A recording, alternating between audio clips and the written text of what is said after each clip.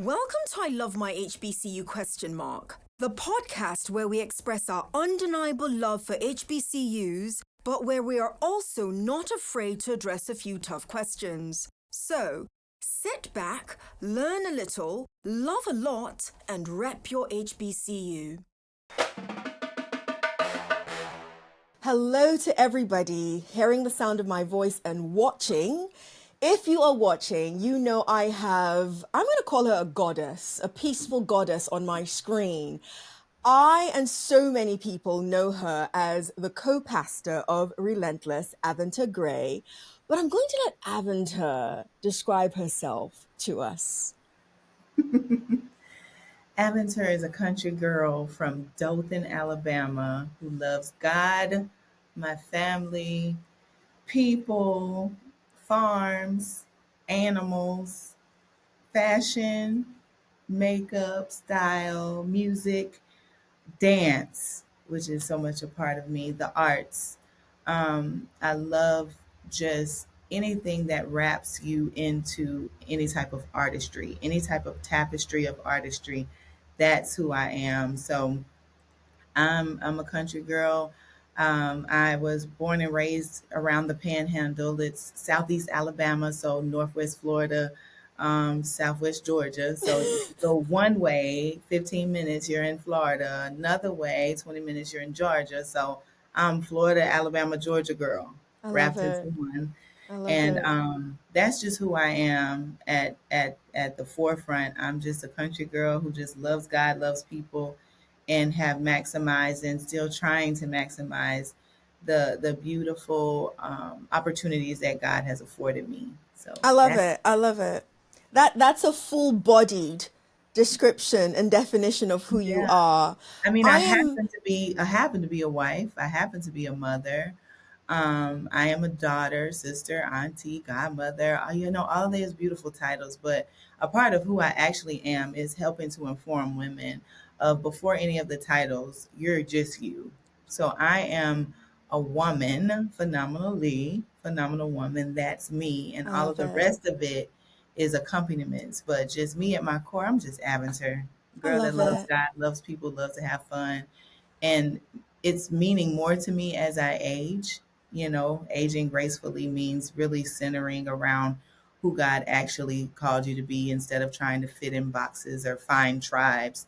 I love tribes. Those are beautiful. But if I didn't have them, who am I? And that's the question that we as women need to make sure we can answer without all of those things. So I am not a therapist, but with every single guest, I am taking notes because there's just so many gems that the guests bring onto this show. And you just said, if I didn't have the tribes, who am I? And I'm going to get back to that soon. I know most of the people that listen to my podcast are HBCU students. She is a Florida A&M University alum, guys. That's That is right. why she is here. And we're going to That's get into right. that very shortly. But that line that you just used, if I didn't have those tribes, who am I? If you're okay with it, I want you to get into that a little bit more for us, especially for our students shortly. For I sure. mentioned earlier on how multifaceted you are, just based on your definition and your description. But you're multifaceted also with all the things you have your hands in. I'm just being introduced to Av Unfiltered, Yeah. and I want to hear a little bit more about it. Ava Unfiltered was birthed during the pandemic, of course.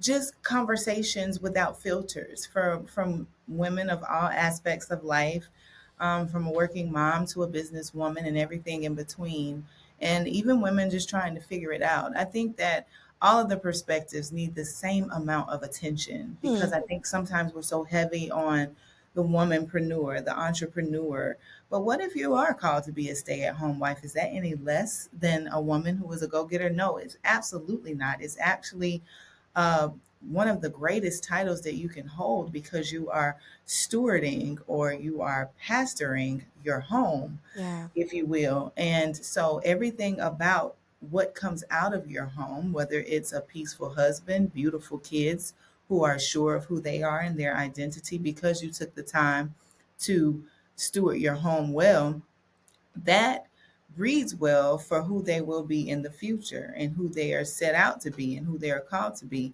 And I just feel like on Av Unfiltered, the guests that I've had have really given us insight onto women in different walks of life. Every woman's not going to come on with this massive story of Hmm. success, but they have the massive story of who they are and who they are wanting to become. And Yes. so I have highlighted a lot of people you may know, people you've never heard of. I think it's so important for both of those paths to cross, because for the people that we know, all of us know, somebody gave them an opportunity to speak, and then they were able to become who you are knowing them to be later on. So instead of just having, notable people on, you have people who are doing the work, maybe in your community, maybe from your hometown. I had my glam team on, my hairstylist and my makeup artist. I mean, if it were not for them, we wouldn't even be prepared for the Listen. filming and going out in front of people. So it's just like, how do you feel? Do you get Yeah. fulfillment in preparing other people for their next? Like, is this your passion?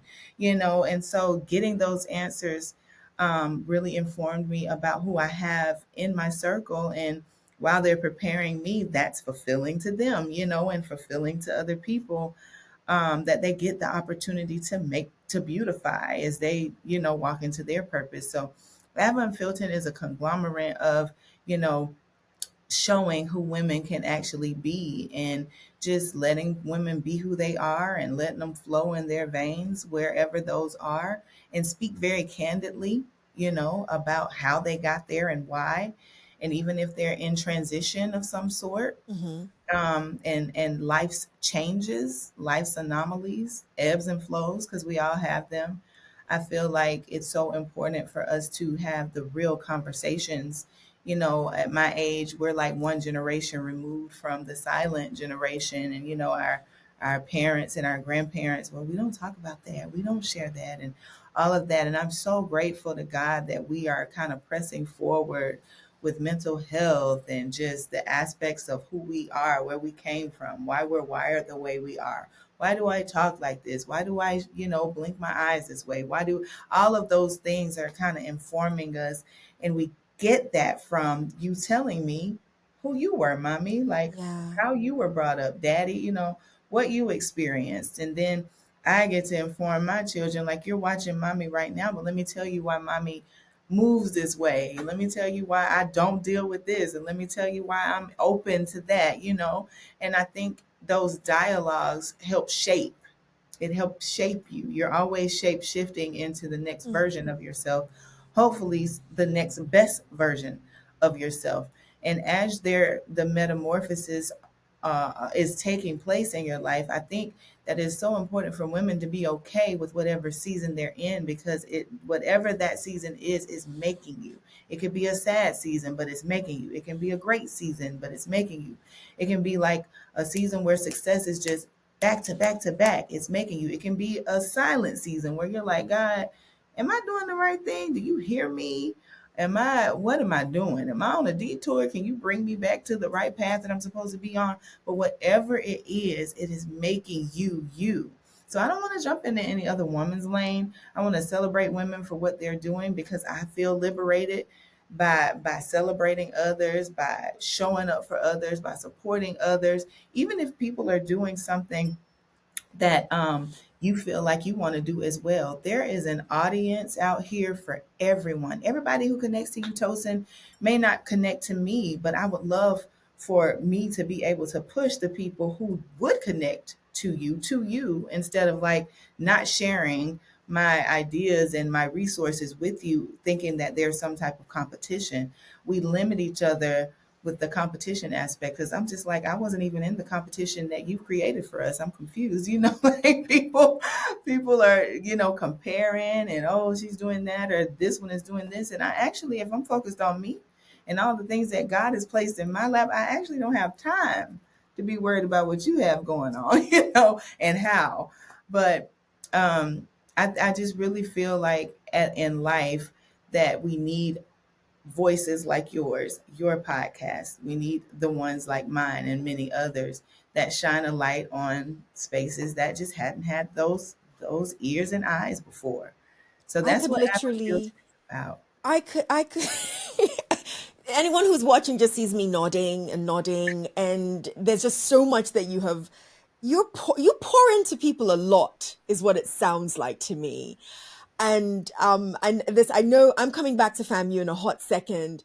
I'm sitting here listening to you, and I'm like, she was born to do this. She was born to do this, and because of that, I know God is just going to keep filling her up.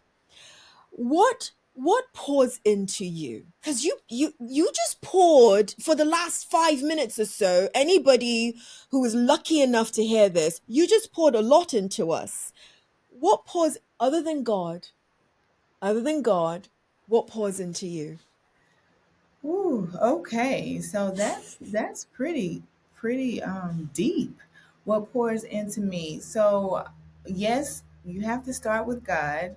There is an aspect of the relationship with God that is able to fill any void that you may have in your life. And from there, you get, all of the other things that you feel like you need. I think what's super important for us to understand as women or as individuals anyway, anywhere, is that your fulfillment can't really come from people. It comes from Mm, God and God's use of people in your life. So they absolutely. aren't the source. God's the source, they are the resource.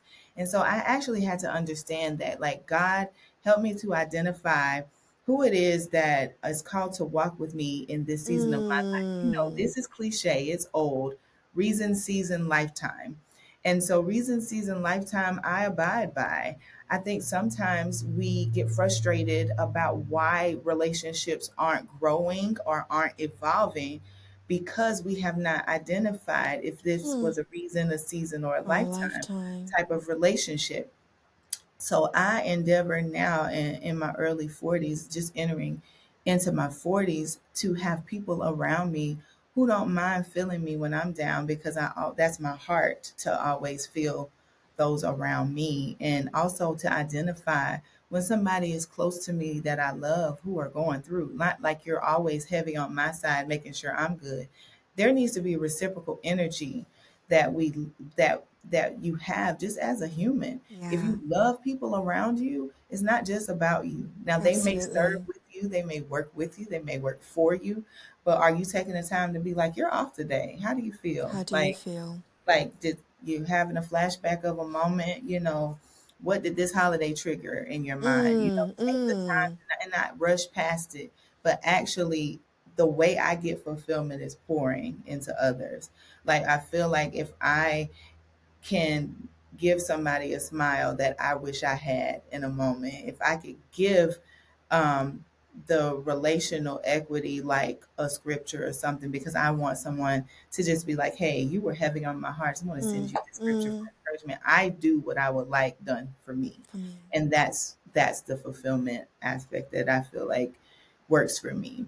Understanding who God is and that God works through people at random times. That I helps me. love it. I love it. I'm going to listen to this episode specifically just for my own mental health over and over and over again. So I appreciate you for being on. But I'm going to, have you heard of our rapid fire segment? I have not. What's rapid That's fire? beautiful. That's beautiful. I love it because that means that that means you could not have prepared for this if you tried. And I like No it. prep.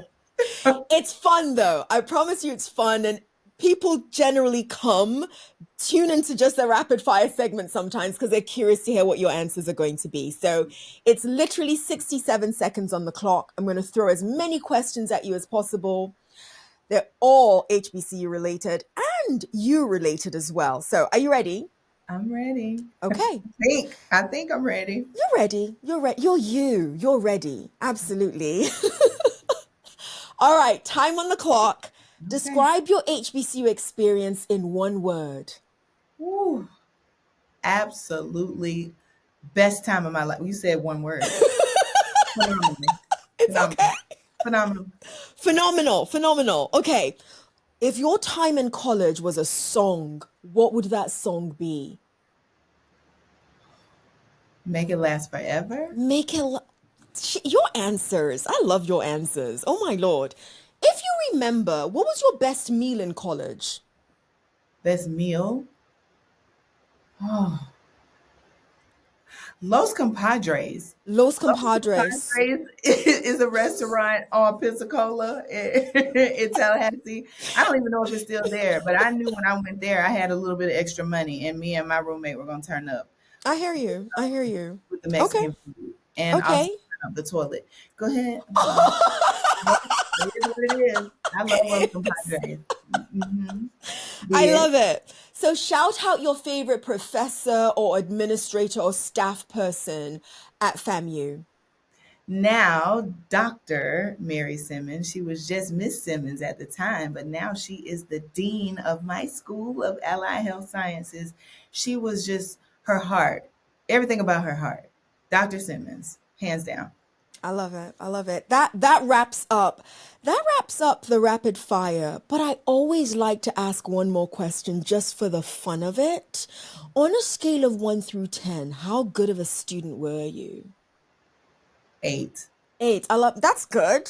If anyone who's watching, she averted her eyes to the side for a hot second, as if she was going to give us a lower number. 8 is a nice, solid number. That's a Yeah, strong solid. student. I couldn't do 10 because Lord knows 10 means you had perfect attendance, all A's. That's a 10. A 8 is I had the heart, but I actually had to find my footing, change my major a couple Hmm. times, had a few Hmm. bumps in the road. Hmm. I thought my mother was going to pass away. I went home for a semester when I thought, she was passing away from 3 aneurysms out of nowhere in her head.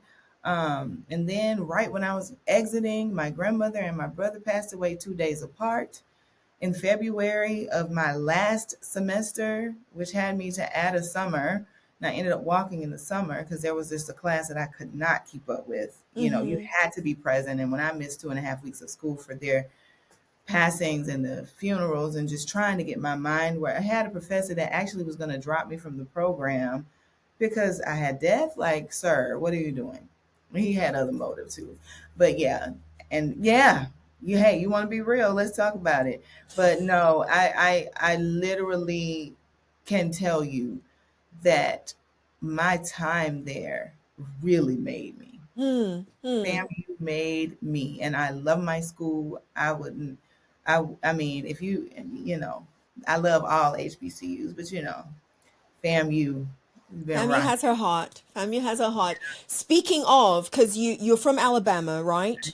I am Alabama's got, I don't know the number top of my head, but quite a many, few HBCUs. many. So walk us through your college selection journey. How did you, from Alabama, end Hmm. up at Florida A&M University?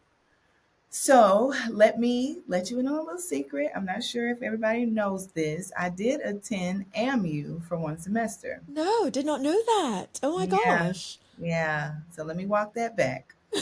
Um, When I was a little girl, that's all I knew. My mother is a 1968 graduate of Florida A&M University. She was one of the first women chosen to stay and live in the Honor House when it was constructed.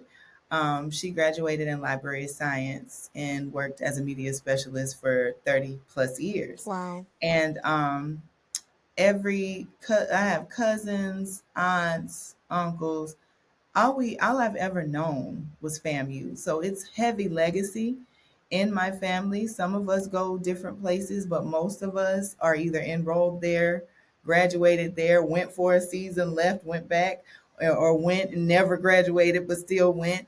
So I have socks, I have t-shirts, I have every homecoming you were there when I was growing up. So I actually didn't really think I had a choice. And it Okay. was always inbred in me that, this is our family school. Hmm. Now, my parents are from Florida, have, a farm there, grew up, both grandparents, grandfathers had farms. Like I said, 15 minutes away. I was in Florida every other day. So, that's a thing. I was accepted to many colleges, predominantly white colleges as well as HBCUs. So with Florida A&M, I always wanted to go there, but AMU gave me a full ride. Listen. All Listen. 4 years paid for academic scholarship. FAMU gave me a partial Okay. because it was just competitive. But I will say this: we the years that I graduated high school was when it pushed back into June. You know, graduations used to be heavily in May. May, So yes. for Alabama A&M's summer session, I was graduating too late to attend. So I went to summer B at FAMU, right? Now, my mom had convinced me, Oh, you got the full ride. I know you love FAMU, but I guess we might where sacrifice the the money? points. Yes. Yeah. So she let me go to summer B at FAMU because summer B was starting after graduation. Well, aside from being bred as orange and green, I'm a baby rattler kid, orange green everywhere, all of my life. I had a cousin that went to Alabama A&M. She was a queen. I visited the college, and that was great. It was like, all right, well, this may work. It's still HBCU. Absolutely. Um, so I went to summer B at FAMU, and then it was time to go to AMU in the fall, right? No. So I No. went. I did. Um, Amazing. Mm. Nice dorm. It was a newer dorm. Had Burger King, had hair salon in there. I mean, everything you wanted. I was a queen of one of the boy dorms, Miss Foster. I mean, just all kinds of stuff. Another queen, I can't even remember the name of it, for some singing group, singing, on campus. And I had a really good time. I was a cheerleader, it was cool. But I was so sad. I wanted to go Really? back to FAMU. Off of one summer. The summer, I think the mistake was that my mom let me experience it as a student. Had I not Yeah. known a comparison of a difference, I probably would be having a very different conversation. I would have been Yeah. an alum of AMU Amu. in Yeah. normal Alabama, which, that's this where the campus is, Huntsville, Alabama. And amazing. It's a great Wow. school. It's not Wow. FAMU. And it's not how it was brought up. Yeah, nothing against them. I It's would just go, not I would FAMU. serve, I would speak if they had me come. I would talk about my amazing one semester. But when January came around and they had housing for me in FAMU, and my mama saw me crying, and she was like, "You really doing this right now?" I was like, I am. I don't want to go back. I want to go back to FAMU. So Wow. me and my partial went back to FAMU, and then Me I and my started like partial. I went and I did some other smaller book scholarships and things like that. Some other things that I had acquired from being in the debutante cotillion. So I had funds to redirect there and all of that.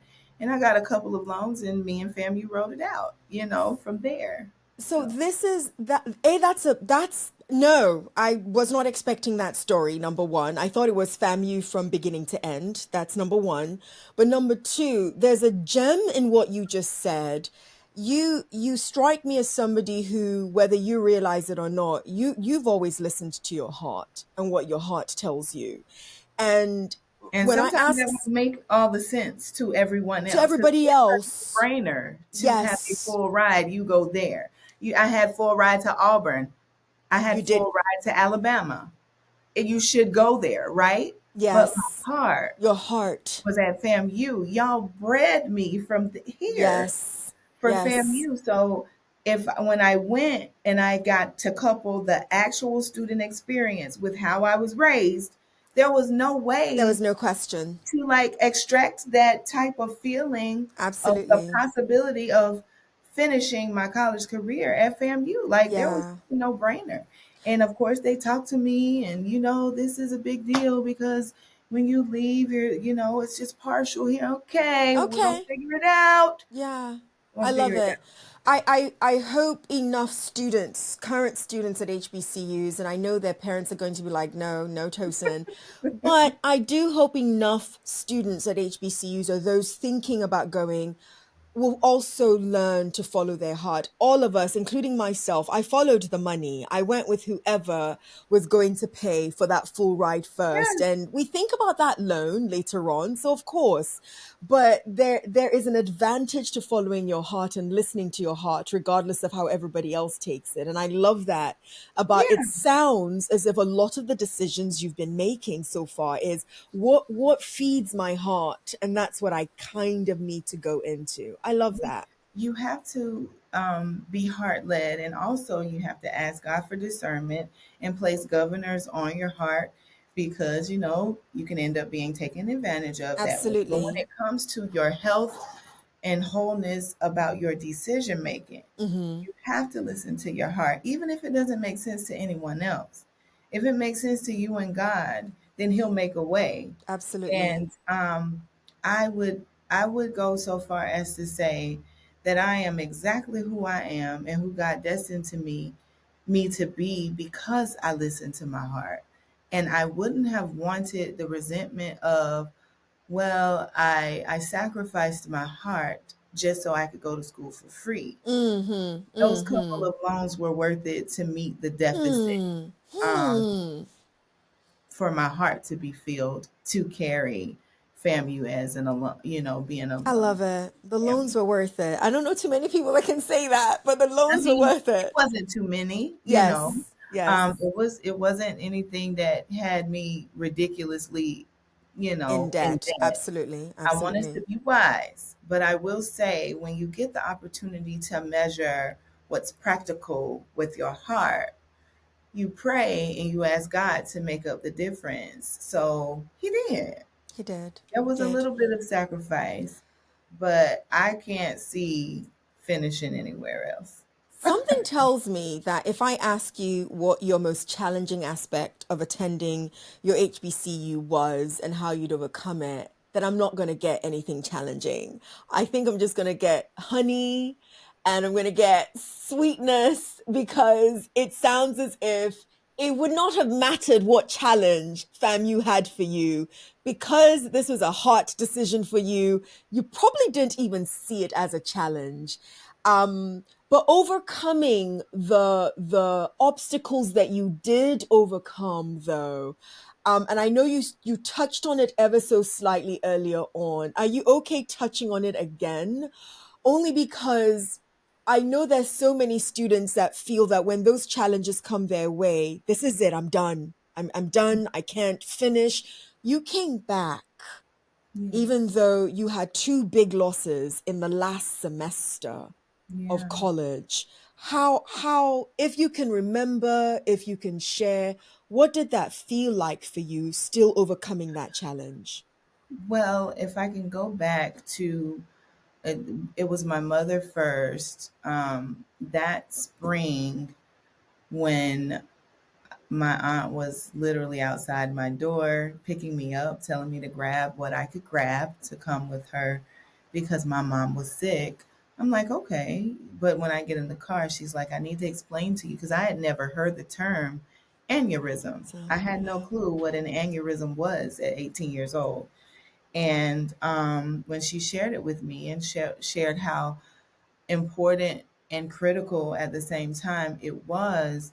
And then to couple that by saying she not only has one, she has three. She has three in her head, two ruptured and one bubbling. And any moment, this could cause her death, immediate death. Um, she passed out at home, and my father at the time was driving long distance, 18 wheelers. I'm in college, my brother's in Atlanta, which we absolutely love. I grew up, going to Atlanta all the time, which is why I ended up back in Atlanta. And then subsequently, Houston, Greenville, still Atlanta. Atlanta's always going to be in the mix.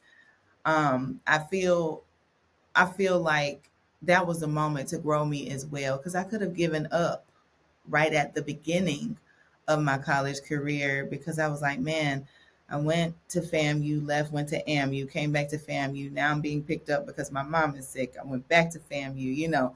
Everything brought me back, brought me back. She was sick, but God literally did a work in the surgeon that had never worked on three aneurysms. He's only did one. He was very candid with my family. He said, I actually need to go to bed tonight. I don't need to operate on your mom. I need to go to bed and get solid straight out 8 hours of sleep, wake up fresh. He said, pray or whatever it is that you all do, that God keeps her through the night. And I wake up, she comes and she's alive. I'm going to do my best for her. Right. And he was an atheist. Her surgeon was an atheist. He is now a born again Christian ever since working on my mother, because he said he doesn't quite know, and I don't know who's faith filled or not. I'm talking about me and my belief, because I'm not offensive. I'm not a push on you. You ask me about mine, I'm going to tell you about my faith. He said he didn't know what took over his hands as he was working on her. It was like he was being guided Hmm. on how to operate on these three aneurysms in her head. He knew what to do with one, never three at a time. Because if one way he could have lost her, another way she'd be blind, another way, she would be alive but a vegetable. So he told us all the worst case scenarios. He's like, if by chance it is a success, she may never walk again. She may never speak. She may not recognize you, but she'll be live. She's everything that he said she wouldn't be, and then some, and still alive, 76 years old, kicking it, and also accompanied me to talk to the queens at the Royal Luncheon this Hmm. year when I was the keynote speaker for homecoming Mm-hmm. this Mm-hmm. year, and got to stand up and wave and talk about her Mm-hmm. 1968 graduation from FAMU. So God is God, Mm. period. And so God was layering me up with some of these impacting, heart wrenching things, knowing who I would become later. I didn't really Yes. understand some of the hardships there, but I knew that they were for a reason. And Absolutely. now I'm seeing what those reasons were. My shoulders are broader. My shoulders can carry a lot more because I had that significant instance. And so when I was met, in my last semester of FAMU, with my grandmother dying on her birthday, February 10th, my brother dying on February 12th, a Thursday and a Saturday, and then a funeral on Sunday and another one on the following Thursday. I realized, I was like, God, like whatever and whoever I'm becoming, I'm finding out who she is right here. Wow. And that has really informed me. That happened in my years at FAMU. So of course I had to petition, professors, hey, I'm not going to be able to finish this part of clinical work because Yeah. my body can't be there. So will this be offered in the spring? I mean, in the summer? Can I co-op? So I was able to be a student at Tallahassee Community College as well as Yeah. Florida State to do that transient thing to allow me to finish Absolutely. timely. And most of us do. Sometimes FAM doesn't offer what you need when you need it. And so they co-op with the other, same vice versa. FSU may not be offering something during a term or a semester that another, student needs, and they will allow Yeah. you to come across the yard and go over and, have that one class. So God allowed me to finish those two classes in the summer, and I walked in August instead of the spring, and I finished. I'm So signing up to every talk that Aventer Gray has. I am. No, I'm not the first person to say that after listening to you, am I? I You can I you don't can be humble. You can be humble. I'm not. yeah, you know, Aventer is extremely candid and transparent. You I don't are know any other way to to be. That's why I be. was kind of skeptical about this title as First Lady. I was like, listen, First Lady like Beyonce, First Lady like the Drop Dead, First Lady like music, First Lady with the FAMU, First Lady was on the dance team at FAMU, Listen. Mahogany. I was at the club Yes. popping it in the two-piece velvet outfit. Told my husband all of this. I was like, there weren't iPhones and stuff back there, but somebody might have a Polaroid, or they might have the digital camera they printed out with it. If that stuff comes up, you gonna know about it beforehand. It won't be a Before, surprise. yes, This is absolutely. who made me. Yes. I'm artistic and creative, and I just see things through a different lens. And Okay. I've gotten a lot of, you know, and I'm not your typical first lady. I said that on our show, Book of John Gray, years ago before others have said it. I Mm. I I don't really carry it the way others do because we're a different type of Yeah. generation. I've been pastoring all my life, mentoring all my life. My little dance mentees, my girls that I went back to speak to for the debutante cotillion. Mm-hmm. Now they're in their 20s, and we're still talking about life things from when I was in my 20s, and they were kiddies. So it Yeah. just the ebbs and flows of life inform you more of who you are than what people can try to tag to you. So, She's got so many quotables as well. But you're going to give me a quotable on this one as well. Finish this sentence for me. Because of my experience at my HBCU, I will not. because of my experience at my HBCU, Florida A&M University, I will not back down from any type of opportunity that comes my way because I was trained well on the highest of seven hills in Tallahassee, Florida, on That's that a campus. quotable. That is a quotable. That is a quotable. I absolutely love it. And if you see the beat face that she gave at the very end of that quotable, those who are not watching and are only listening, you absolutely missed out. You really did. Um, we're almost done, and I could talk to you forever. I really could. I think I have taken notes on this particular episode more than any episode that I've ever taken notes. But before we wrap up, I promised I was coming back to this one thing you said earlier on. You said that even if one does not have a tribe, because you know who you are, it does not matter to have the tribe. I want to come back to that, especially for my students. I hear my students always talking about, I wish I had my own tribe. I wish I could find my tribe, almost as if they're seeking it out and seeking it out and seeking it out, which, as you can imagine, sometimes has them in the wrong group of humans Yeah. surrounding them. What are your words that you could share with regards to being okay not having your tribe, regardless? Okay, so I feel like all women need a tribe and are Okay. seeking a tribe. I feel like that there is a little bit of fear in seeking it because you may compromise who you are to fit. And so I feel like being your authentic self, who are you are when you stand in the mirror with no tribe, Mm, will allow the magnetic force of the people who should be in your orbit to come to you, that you should attract them by your authenticity. And that's how you gain a tribe. Without seeking a tribe, seeking you it. gain a tribe by being who you authentically are.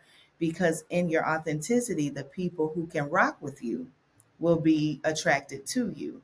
Because me, I repel and I am not attractive to people who don't have the same value system, or the God in me repels you because I'm not with the foolishness, or just the country girl in me repels all of that extra stuff sometimes, or when I want to just be chill down. I don't have to be on all the time. Mm, Sometimes my mm, off is on, for me. And I mm-hmm, had to be mm-hmm, okay with that, but I also had to grow to it. So it takes some time because I was seeking a tribe as soon as I got there. Can we be friends, me and you? Where are you from? Oh, okay. mm-hmm, What you like to do? Oh, or I'm friends with this set of dancers because, oh, you ain't ballet, jazz, tap, modern. Okay, well, let's be friends. But just because what we do is the same doesn't mean we are the same. And absolutely. so you have to actually just find your centering in who you are when Yeah. you look in the mirror without anyone around and in your authentic self. Pray and ask God for whoever it is that is a part of the tribe that He's calling you to, that they'll find you in your authenticity instead of you seeking them out. I love it. Gain the tribe, not seek the tribe. I love Yeah. it. Before you leave us, is there something that you want to bless us with? You are multifaceted, working on so many different things. Is there something we haven't covered that you're like, hold on, this needs to get out? We covered a lot in a short amount of time, but if I could leave something, it would be, if you make the choice to attend an HBCU, I need you to carry that thing like it is a badge of honor. It is such a unique and beautiful opportunity to attend, to Hmm. graduate from, and to be an alum and to serve and give back to an HBCU. I cannot see myself at any other, university. They're great universities. I think Alabama's great. I think Auburn is great. I was a cheerleader, went to camps at all of those schools, great. But there's something about the historic nature of historically Black colleges and universities that allows you to be more of yourself without it being a box. Like, here's a Hmm. box of your Black Hmm. history. No, you live that thing every day with people who look like you. They're all around. And it's not all around with foolishness. You're not all around with, we're gathering because, cousin Pookie got shot. No, we're here because we are on a mission to gain our education together and party like we're rock stars and help each other wake up in the morning and help each other in the library and then go party again and come back and then go down the street to Tabernacle Church and then stay up all night when you went to the club so you make sure you don't miss church. All of those things made me. And if I can just share with you, there's nothing like an HBCU experience. There is nothing like an HBCU experience. I love it, and you would too. I'm going to end on that. I don't think anything else that I could ask is going to help just sum it all up. Those who are listening, those who are watching, thank you for tuning into this episode. Aventer Gray, thank you for being my guest on this Thank particular you for episode. having me. I'm so You glad it worked are out. I you really are the I shouldn't say that because I'm going to get knocked in the head if I say that, but you are one of the most amazing ambassadors for Florida A&M University, and I'm sure Florida A&M University is proud to thank have you. you as one of theirs. So, Thank till you. next episode, yours in HBCU love. See you next episode. Thank you. Thank you. Thank you, Tosin. You've been listening to I Love My HBCU question mark. Let's keep the conversation going as we share our stories and encourage more practical support of HBCUs, whilst of course holding each other accountable. Don't forget to follow and subscribe for the latest episodes. Until next time, love and lift your HBCU.